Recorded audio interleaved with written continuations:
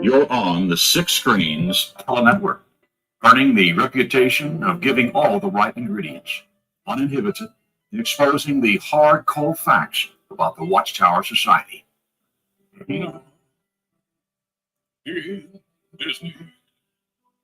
Well, hello everyone, and welcome in. Welcome in once again to a Six Screen Sunday program.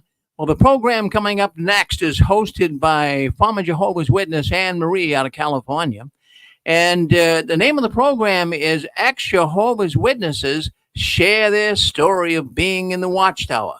Now, everybody has a story. I have a story. If you're listening to this program today, you have a story. Everyone can tell us many things that they did not like about the Watchtower. Maybe some people can even come on and tell us some things they did like about the Watchtower. But our host, Anne Marie, she's going to come on here with me in a second, and we're going to see if we can't get someone to come on and speak up and talk. Hello, Anne Marie, you with me? Always with you, my brother. All righty. We had anyone scheduled to come on. Sometimes Saturday nights they say, well, come on, then I kind of forget it if I don't write it down. But if you were scheduled to come on today and tell your story, go ahead and hit *6 on your telephone pad. But if not, Anne Marie, maybe what we can do is see if we can't get someone, if someone would like to come on and tell us their story. Now, you don't have to spend a whole hour with us. If you want to just speak for a few minutes and let us know how you were treated in the Watchtower, are you glad that you're out? I would love to have you come on. What do you think, Anne Marie? Right. Yes. I think we have somebody. I think we do. I think I know who that is. Yes. I'm available, but I'm standing on the side. All right. Well, I'll let you. This is Jay out of New York, right? You got it. All right. So, Anne Marie, say hello to Jay, and let's talk to Jay. I'm here if you need me.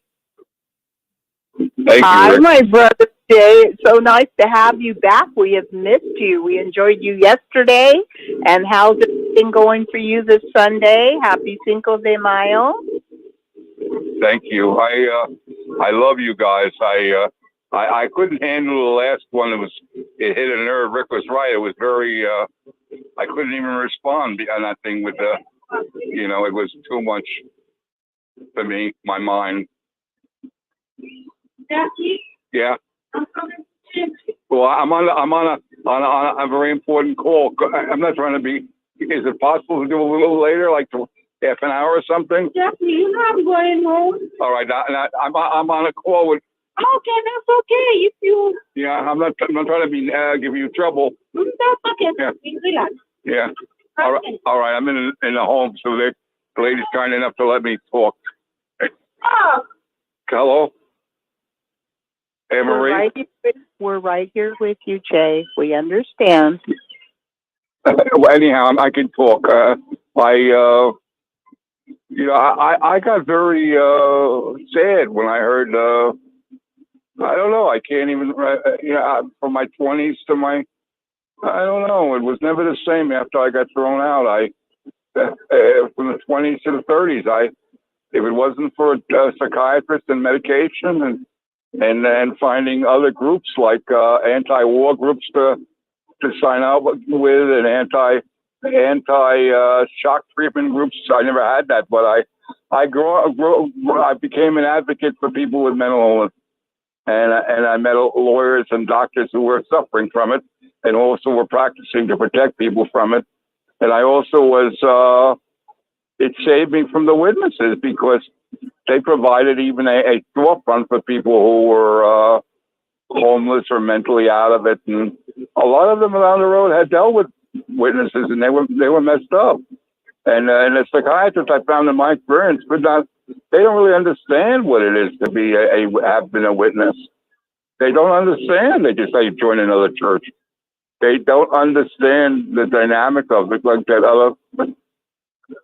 It's not so simple. It was very hard, and I'm grateful for you. I love you, Anne Marie, and if you get my phone number, I have to get yours. So if you call mine, then I'll get your number when able. I just don't. I'm saddened when I hear that. It's like a deja vu to me. It was one of the worst times in my life. I can't believe I survived. All the things that person spoke about before, I had duplicity of that. The little lady was kind enough to talk about that, but I don't know. I don't know anymore. I don't know. Maybe sometimes I try not to dwell in that area. Well, Jay, I know that things were very hard for you, and for the sake of the archives and those who don't know your story, I just want to know if it's okay to explain that you went through a lot of mental trauma and emotional trauma when you slowly realized and then all of a sudden got smacked in the face with the reality of just what the true religion really was, what God's organization really was. It was not the truth. It was not a loving organization. It was very cold, calculating, lying, and evil. And there was no caring, no compassion, no mercy, just cruelty under the disguise of, oh, we love you. Yeah, like the KGB loves you as long as you're performing to what they want. And then they torture you and hope you die and they kill you. They're terrible. And you survived that, my brother. And you went through so much, and also watching what they did to your own father, who was a loyal witness. And I'll never forget when you told us that your father told you, don't ever trust the elders. Because I call them the Gestapo enforcers. That's why you can't trust them. Go ahead, my brother. No, I even told the elder, a guy that was working with me, and then I learned something from the coordinating elder. I didn't know, but the one that had of all the other elders, that guy turned on me. One day I asked him, I said, why every time I went all these years to get reinstated, I was mistreated horribly. He screamed at me in the hall and said, well, they all got personality disorders here, and implying that I had one. I was crying, and he just went off on it, and then I left, and another kind brother went, and the young fellow walked with me and said, brother, I hope you stay, and I want to walk with you. He and I walked with him down towards my house, and he had a loving mother. The people are loving and caring, but they don't understand what the thing does to you internally. It's like I can't say, I went through something. My father said, you brought it on. At certain times he was told he brought it on himself. No, I didn't. I didn't bring it on myself. You set me up with the thing, with the Vietnam thing. You can't go in. If you do, you got to go to jail. I did not want to go to jail. I did not want to be raped. And that wasn't acceptable. So when I was in a hospital, which I'm glad I did that to get out of Vietnam. I mean, I went out there. I put myself. The cop said, "Why don't you get drunk with a friend of yours? You don't have to go to a hospital." I said, "Yeah. I want to do it again. I'll lock down again." And the acting now was just standing on the roof, and they came 12 police cars. And I was only 18. I had just graduated high school early. And I see 1, 2, 3, 4, 5, 12 with a flashing light in December 18th, 1968, going up the block in Park Slope. And I that's the weird thing about it. At that moment, when I was on the roof, I thought I was talking to God. I had like a breakdown on the roof. What am I doing here? I mean, what do you do this for? One of my street friends told me, worldly friends, the same thing. Go act crazy and go into a mental. When you get out, you get out. I did, but there were simple ways. Like I could have went to a private doctor. We had no money, so I did it for level. And by the way, it was the best thing for me in a way because got away from my family, broken home, back and forth from mother to father, back and forth, pushing the bed down openly in public. You know the old spring beds, Anne-Marie? Yes, I understand. May I take a moment to introduce Michelle? I haven't had a chance to do that, Jay. I wanted to welcome everyone into today's show. This is Six Screen Sunday. We only have it twice a month. And this show is ex-Jehovah's Witnesses share their Watchtower story.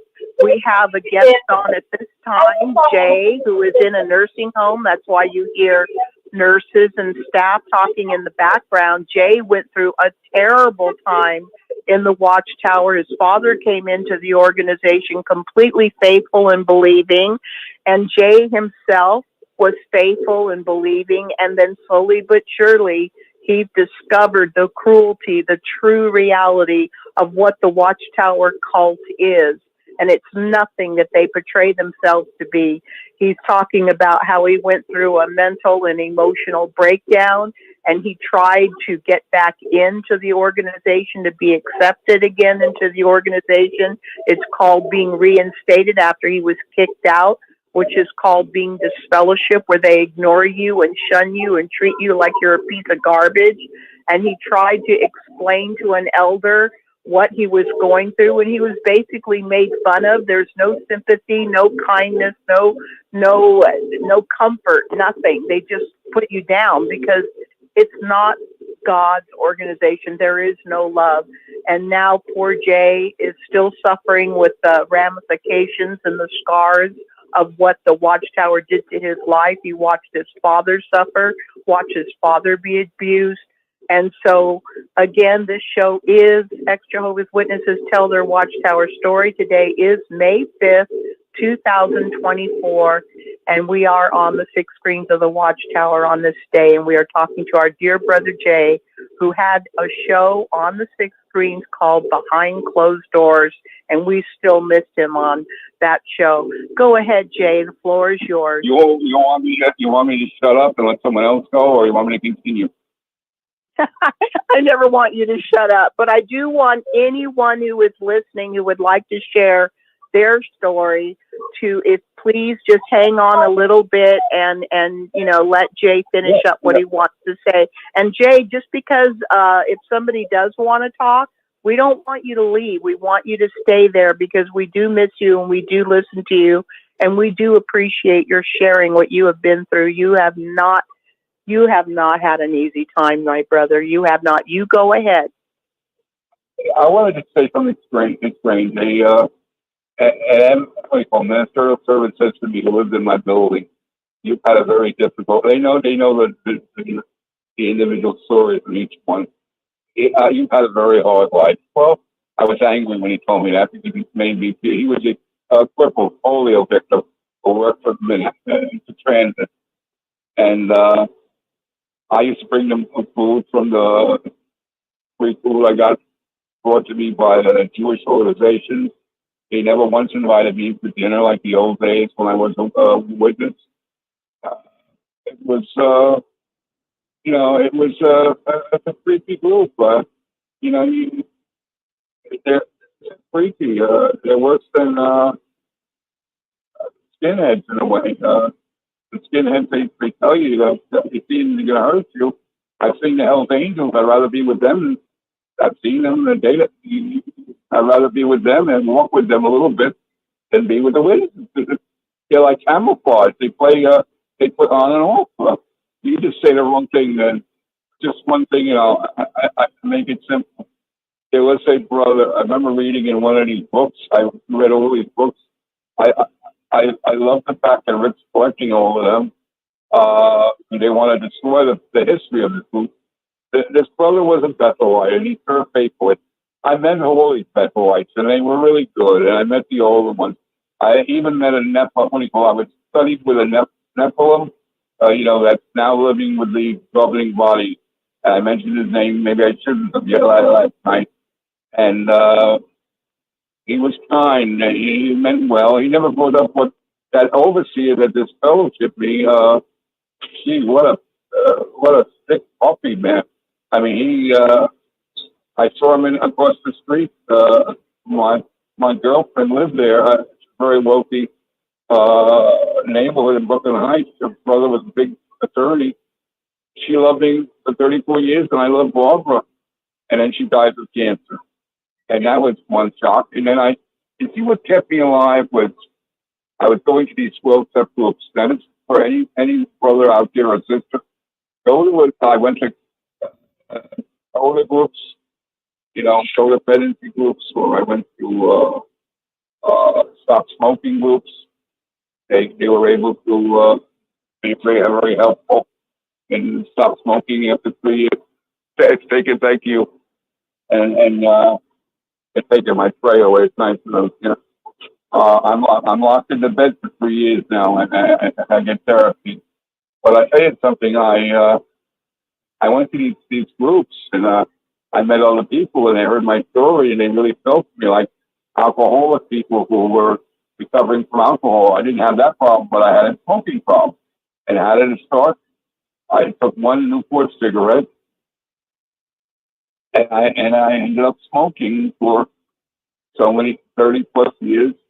Now I have emphysema, so you're smoking out, and this is brought on by the witnesses. Okay, I want you to know there's a God out there that pulled me through so many different things.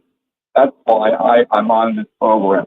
He pulled me from having a nervous breakdown internally, having God led me to a good doctor who had over medicated me. I'm glad he did, and for a number of years, who got me on disability. That was a hard fight.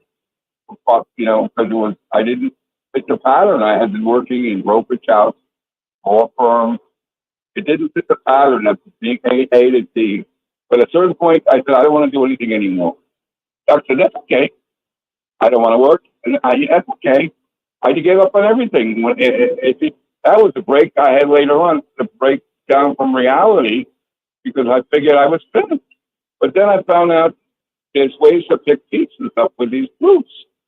And I heard people with what they went through. I met a lot of famous people like David Dinkins, the mayor of New York City.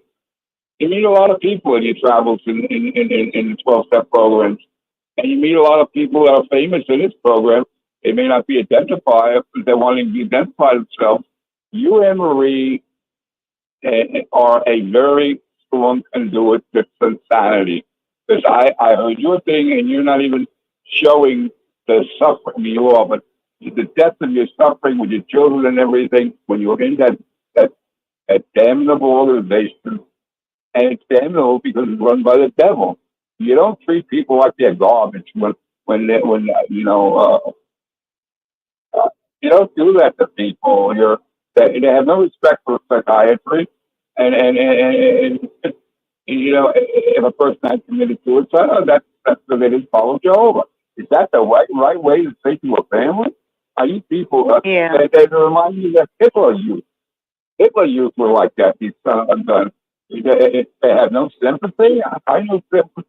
I had people. Remember, not so much suicide, but I know people that. Well, I guess they were that died, and they stay out of the Were they in the truth? Were they medics? Being dedicated means standing on a corner like a numbskull, keeping your mouth shut, holding magazines in your hand, and people going by.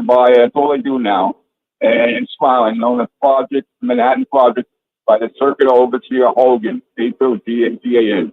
A fat little nice guy, but I wouldn't even let him come to my apartment once when they wanted to. No.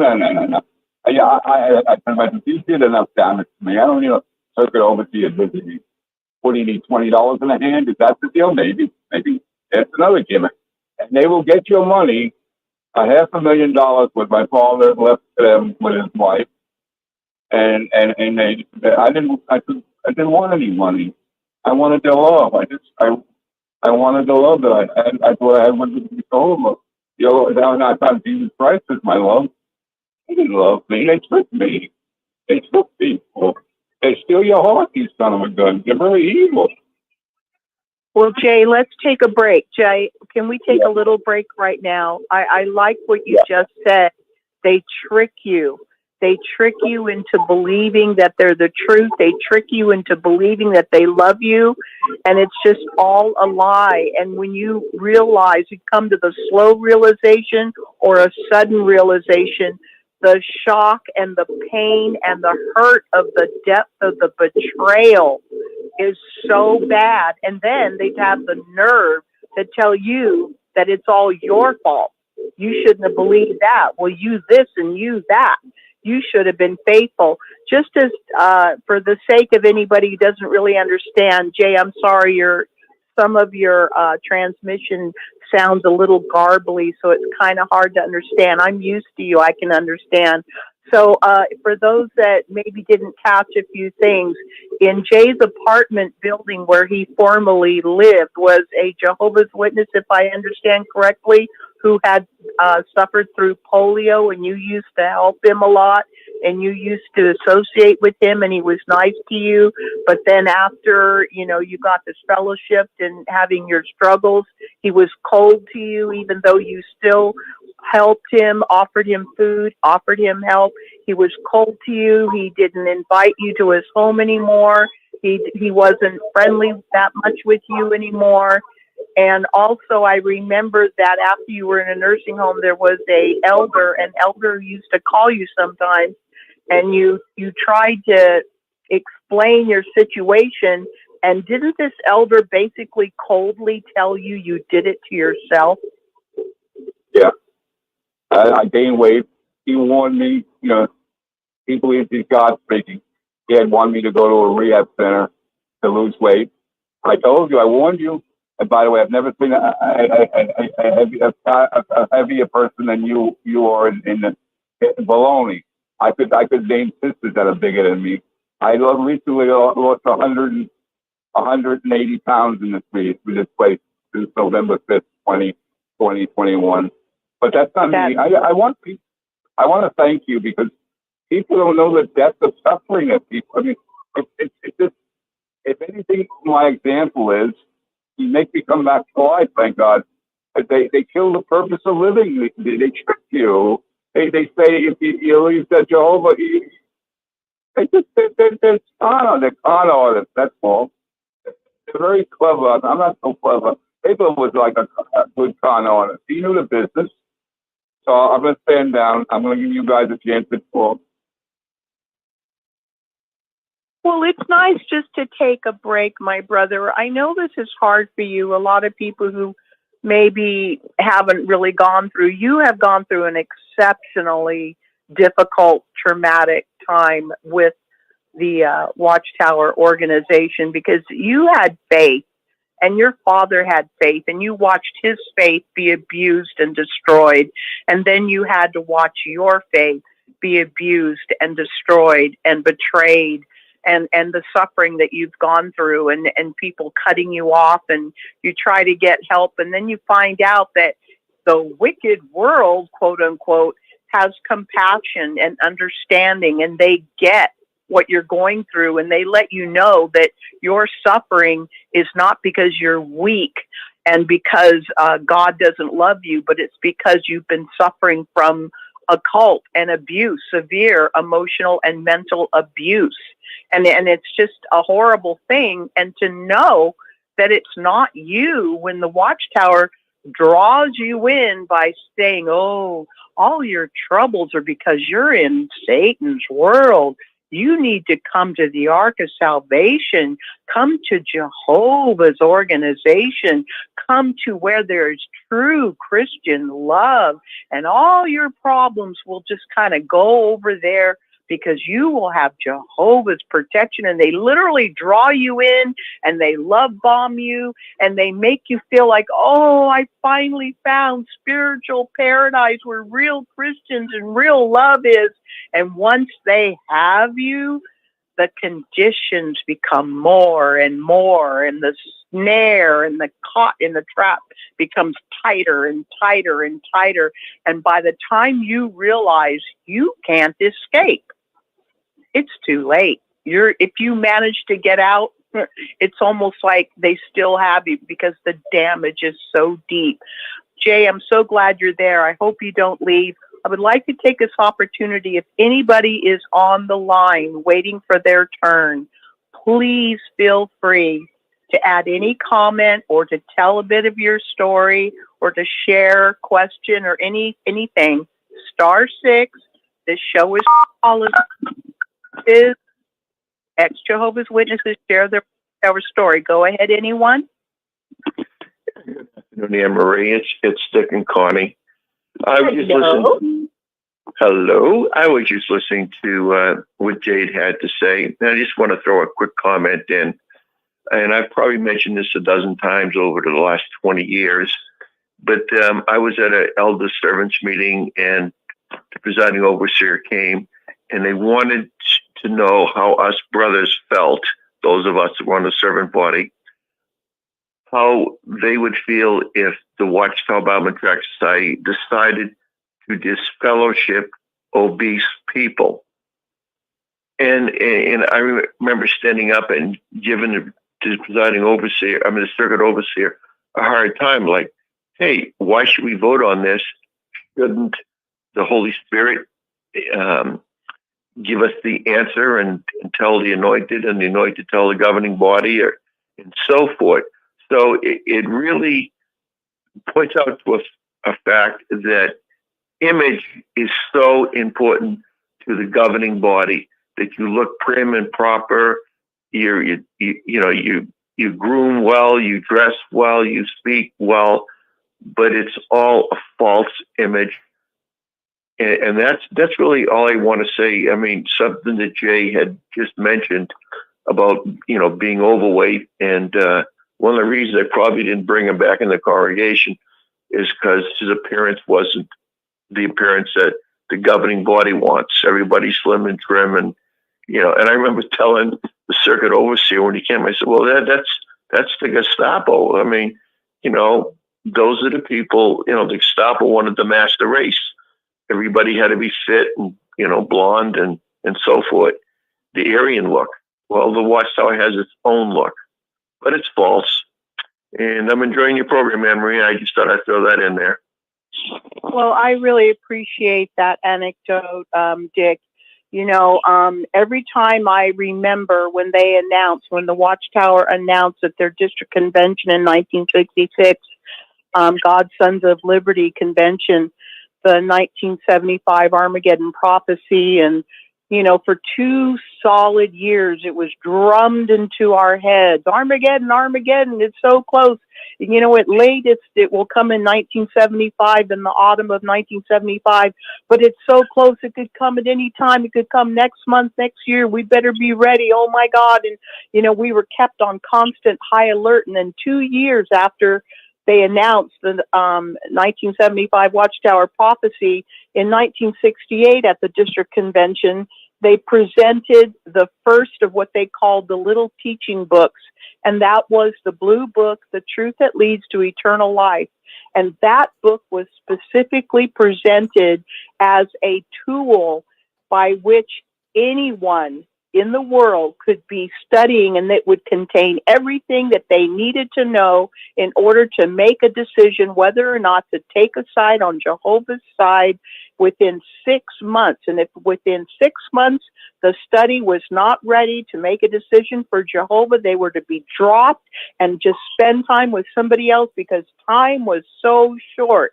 And every time I think of The Truth That Leads to Eternal Life, Dick, I think of you and your story and how you were you remember when you were 7 years old and you saw your neighbor's oldest son visiting. He was in the Marines and he had a sharp uniform, and you're 7 years old and you see this young man as a Marine with this beautiful uniform, and how proud his family was of him and the neighborhood was proud of him. And you made up your mind at 7 years old, that's what I want to do. And you followed your dream and you went into the Marines, and then you get out of the Marines.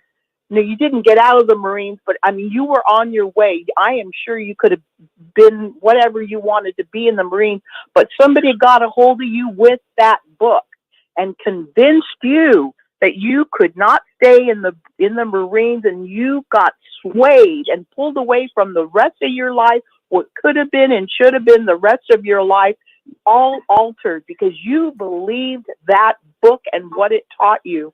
And so many people were betrayed, and this organization has snared so many people's lives. But I always think of you when I think of the Armageddon prophecy of 1975. I'm sorry, I just wanted to run that by because a lot of people don't know your story. Well, thank you, Anne-Marie. You flatter me by bringing that up. There's a little bit more to it. It was my sister that started staying with the Jehovah's Witnesses. And when I came home on leave, she was throwing JW stuff into me. Armageddon's coming. It's coming in the autumn of 1975, and this was in 1971. I was going to re-enlist in the Marines. It was a goal of my life to be a Marine and to have be a Marine Corps sergeant, have the medals. I got all that.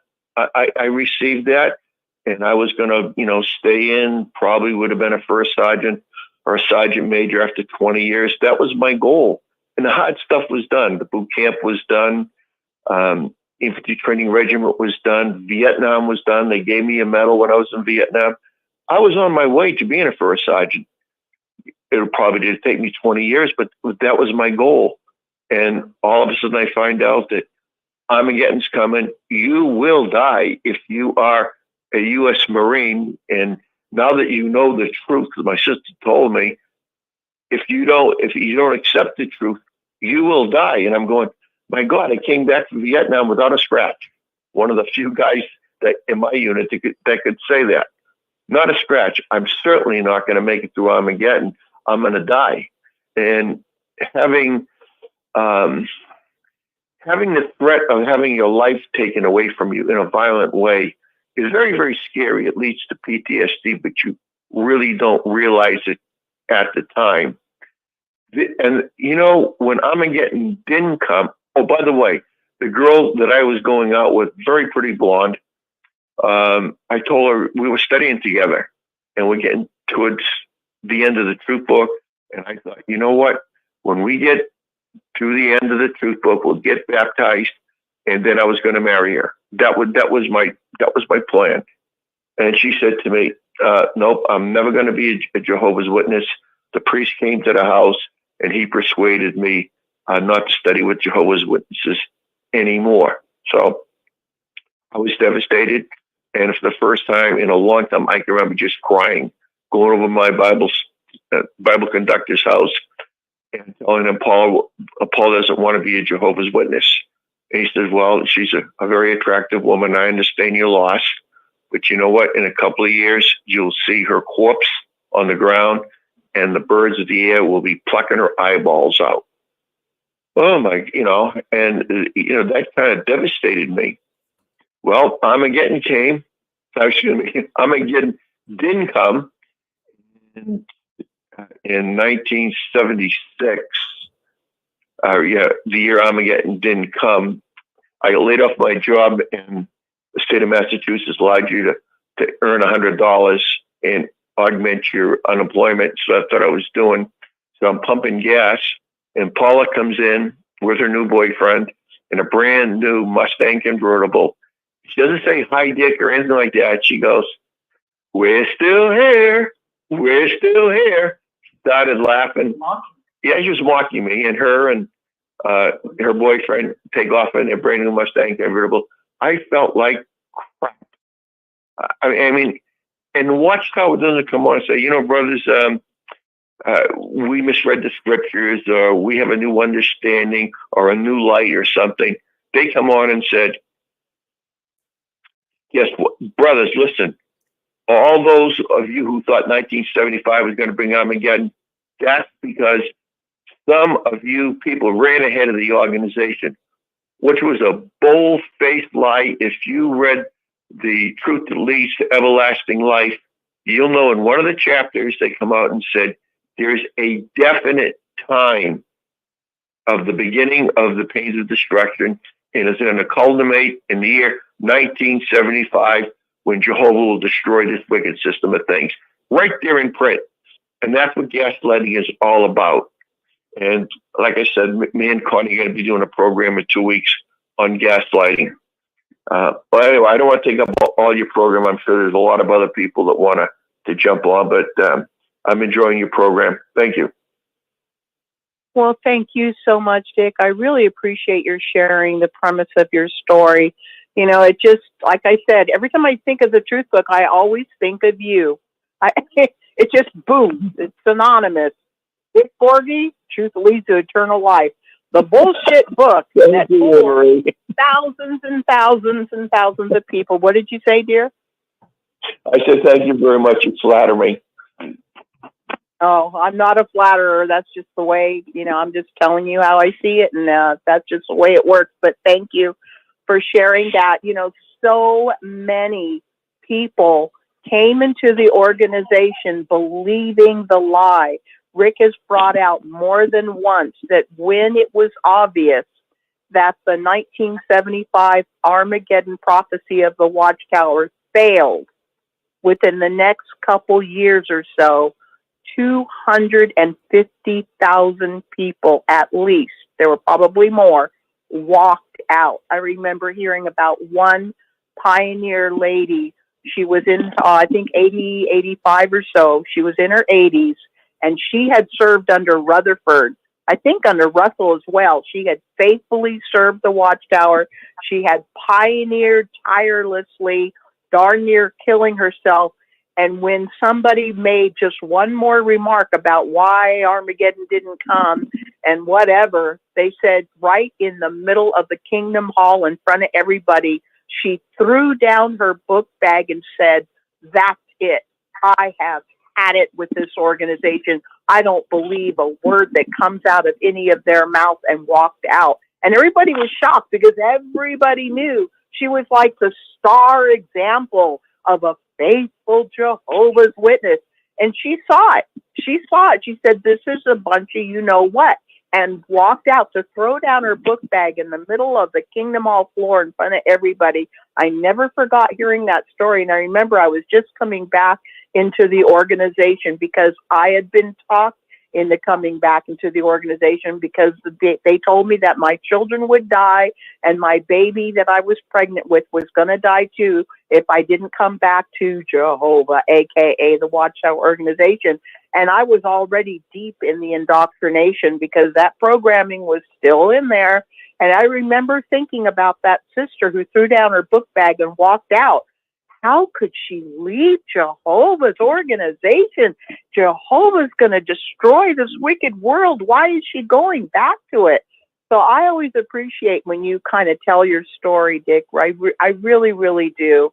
And I know there are others who would like to maybe share their story, even a comment on Dick's story or Jay's story. Anybody feel free to hit *6, share a comment, have a question or a story. Anybody else would like to speak? Please feel free. Hey, I'll be brief. Wait, I got baptized July. What? Go ahead. Hi, sweetie. Go ahead, dear. Okay. I got baptized July. What? Hey, you know I love you. I'm just messing with you because you know how I am. Sorry. Go ahead, my love. Emery, don't apologize. I know I talk too much. I have to be reminded to, be quiet for a minute sometimes because I get carried away. Anyway, I got baptized July 11th, 1975. And I remember from the platform, they said it was going to come around October the 5th, that autumn, like you brought out. And they told us, if you are 12 years old or older, don't think you can get through Armageddon on the coattails of your parents. And we didn't ever hear that word coattails, so it stuck in our mind. I know even Linda James said she heard the same thing. I was in Tennessee and she was in California. We didn't even know each other. And I was 14 at the time. And I got baptized, and I wasn't baptized to me. I wasn't baptized to serve the Watchtower. And I remember when they asked the questions, were you this and that? I had a hard time even saying anything, and I barely whispered, but in my mind, I'm thinking, no, I'm serving Jehovah, and I wanted to help people learn about the Bible. And I really did at that time question, how would the Watchtower Society know when when Armageddon was coming? Because the Bible said even the Son of Man didn't know. So that kind of was a question in my mind at the time, but I was scared enough to get baptized because I didn't want to die at Armageddon, but I never could understand the fairness of why God would kill everybody unless they were a Jehovah's Witness, because it said that the preaching work would be done in the entire inhabited earth. Then the end would come. And our understanding at that time was a little different than what that actually meant or means. And but there were 79 people in my congregation that got baptized that same day. And back then we had to answer 40 questions. And most of them were Bible studies and didn't know the Bible. And I remember it was me and one other person that had been, or two other people, that had been raised as Jehovah's Witnesses. And we raised our hands and answered every question for the entire group because there was so many of us. Used to, they would do the questions, the 40 questions with you individually. But when there was that many people rushing to get baptized, there was no way to go over the questions individually. So like I said, they did us as a group. I think it was in 3 different sessions. But it was kind of fun, though, back then. It was different. We had, me and my best friend two of my best friends that I know of got baptized that year. And me and one especially, me and Vivian, and I think Alan Vickery, he got baptized too. And we were all about the same age. I think Alan and I were both 14 and Vivian was 15 or almost 16. And I missed her, and my other best friend, Sheila, she's gone back to the Watchtower because she said it was because that she loved Jehovah. But she missed her family, her son, her mom, her sister. I understood that's why a lot of people go back. It's not because they want to be a Jehovah's Witness. It's because they miss their family and lose it. Even if you knew it wasn't the truth or it's not the truth, the trauma of leaving and losing your entire social structure and family and friends is very traumatic, no matter what circumstances you leave. Or a lot of people that are PIMAs, they stay because of that very reason. I mean, nobody wants to lose everybody they've ever loved. Nobody. So it's a very difficult decision to literally walk away and deal with the consequences of leaving. I'll be quiet now.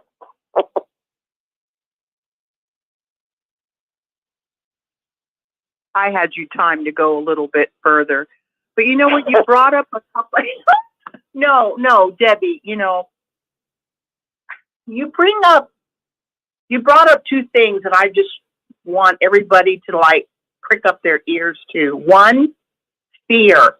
It wasn't love or joy or the truth or being convinced truly it was a truth. Most people are convinced that it's the truth of Watchtower organization. But basically it's fear. I don't want to be destroyed. I don't want to die. Because I don't know about you, but I grew up hearing horror stories about what it was going to be like during Armageddon. The fireballs coming from the sky, the tidal waves, the earthquakes, people screaming everywhere and trying to kill Jehovah's Witnesses. And it was just constant fear every single meeting that we would hear. It is a fearful thing to fall into the hands of the living God. I don't know how many times we heard that at the Kingdom Hall. And it's just, you brought out basically fear, got a lot of people baptized, but you also brought out the feeling of camaraderie, kind of fun, you said. It was kind of fun, to be part of the group when they're asking the baptism questions.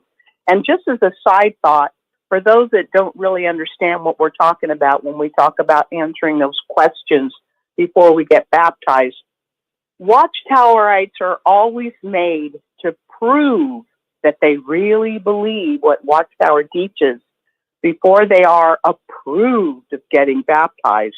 You know, they don't invite anybody to get baptized. You have to earn it. So every step along the way, they make you feel like you've accomplished something. You always want more approval. Oh, you accepted a Bible study. Oh, you want to get baptized. Oh, you're answering at the meeting. Oh, you're going out in the ministry. Oh, you're going to be answering questions. Now you're approved to be baptized. The reason in my mind why Watchtower makes a candidate who says they want to be baptized into the Watchtower organization is they want to be absolutely sure that you are thoroughly indoctrinated and completely programmed. They will not accept you as one of their representatives unless they are convinced. You have to prove I am properly absorbed. I have been completely assimilated. I am into the hive mind. I have been absorbed by the board. Assimilated all the way. I don't ask questions. I just obey. And that's a scary thing because we literally, as we became a basically programmed, thoroughly indoctrinated Watchtower drone, we were convinced every single step of the way that we were now gaining approval. We were made almost to be addicted for the need of the Watchtower's approval. Approval of the sisters, approval of the brothers, approval of the elders, approval of the circuit overseers. It's a sad thing. Anything you wanted to add to that, Debbie? I was going to say, Dick had a really good point, too, that we all heard, and I know you heard it, too, was about the birds pecking the eyes out of the people that were the bodies that were laying around. That picture is still embedded in my brain. I heard that, and that orange-looking paradise book, I don't know if you remember that. I remember us studying that, and that's when I learned to read. And I read a paragraph in that, and my aunt and uncle were studying with us. Even though my dad had been raised as a witness, he kind of fell away from being a pioneer and went and joined the Marines. And then his mom went and told the Marines sergeant that my dad was crazy, so they give him an honorable discharge, and he went back home because he had gotten so depressed over being a pioneer and being just abandoned in the middle of nowhere with no car. I think they got maybe $10, $11 a month if you were a special pioneer. And that was supposed to buy your room and board and your food and your literature because we had to pay for the literature. And when he was pioneering, he had to walk everywhere. And it was a rural area in Missouri. And a lot of times the people would throw potatoes at him or cabbages or anything. And he would grab it and stuff it in his book bag because he had no food otherwise. So he was thrilled when somebody threw a potato or something at him because that was what he survived on. And of course, when he got okay. 1 minute, Debbie, you switched. You literally just went from one thing and jumped into something else. We were talking about Armageddon and how you heard so often about the Watchtower talking about how the vultures would pick out people's eyeballs. Yes, I did hear that. And then you were talking about when you were a child, you were being studied with by your aunt and uncle out of the peach. It wasn't orange, it was peach colored. I always want to correct people. I'm such a jerk. But anyway, we were talking about the horrors of Armageddon, and that's where you learned to read. You read a paragraph, and I was waiting for you to bring out near the end of the book, and it was called Paradise Lost, Paradise Regained. It came out in the 50s. Yes, we all studied in it if we were back then. And you were going to say something, and then you switched about into your father. I was going to talk about that picture that was in that Paradise Lost, Paradise Regained book. There was a picture close to the front, and it showed an earthquake happening And I remember it showed a mother holding her baby and the look of horror on her face. And she's holding on tight to her baby while she's falling backwards into the earth. And I know there were other people that were affected the same way I was. It was very traumatizing. I mean, we didn't see things like that back then. You know, that was just a horrifying thought. And I still have an extreme fear of earthquakes because of that one picture. But that and the birds taking the eyes out, big deal, big thing. The picture that you're describing was in the back of the book, and it was sad because that beautiful book, Paradise Lost to Paradise Regained, started out so loving and gentle, and Jehovah's this, and how he loves us that, and all of the stories about Abraham and Isaac and all the faithful ones who served Jehovah, and paradise coming. Everything was just like, oh, this is so great. You wanted, but then in the back, the horrors of Armageddon, like you said, and it was not a full color picture. It was basically black and white and lavender. But I remember the man that was choking the other man, and they both have looks of hate on their face, mothers grabbing their children, and there was this one little girl falling backwards into the huge crack that had opened up into the earth, and she's holding on to her little doll, and there are other people and cars falling into this crack that had opened up because of that. And many that were in the organization during the early 60s and 70s and even the late 50s have memories of horrible Armageddon nightmares. And I don't know if you suffered from that too as well, Debbie? Oh, yeah. And I remember the little girl holding on to her baby doll falling backwards. And I remember that when you said about the men choking each other, that just totally blew up in my brain because I'm like, oh my God, I remember that. And yeah, it was very, very traumatizing. I mean, nowadays the kids blow each other up in a video game and blow their heads off, and it's almost normal. And back then we just did not have that kind of a lifestyle. And you're right, it was in black and white. I didn't know it was in lavender too, but I do remember we didn't have color pictures back then, like in the books that they have nowadays. You know, it was just, yeah, it was a very traumatic looking picture. And I remember the beginning of Paradise book was about how God created the earth and how the heavens, how water covered the earth, and you know how the mountains rose up. But when you're talking about that, I'm thumbing through those pages in my head because, like I said, I learned to read, and that one of the paragraphs I learned to read was about how the earth was created. We only have barely, not even 2 minutes left in the show, Debbie. Anyone want to share a final thought? We love Debbie. We love Jay. I just want to make sure I give everyone a chance to give a final thought. We are getting close. I'm glad you brought up that book, Debbie. It was the Paradise Lost to Paradise Regained peach color book. I think I still have mine from when I was a child. And it's a sad thing, but you brought out that a lot of people got baptized through fear, and it was a feeling of camaraderie to be with those who are also going to get baptized. So they kind of get you on both ways, one through fear, two through the love bombing and the feeling that, wow, this is where I belong. This feels so good to be in this group. Is there anything that you wanted to add, anyone? We have about a minute. Did you want to add anything, Debbie, Jay, Marie? Go ahead. Yeah, go ahead.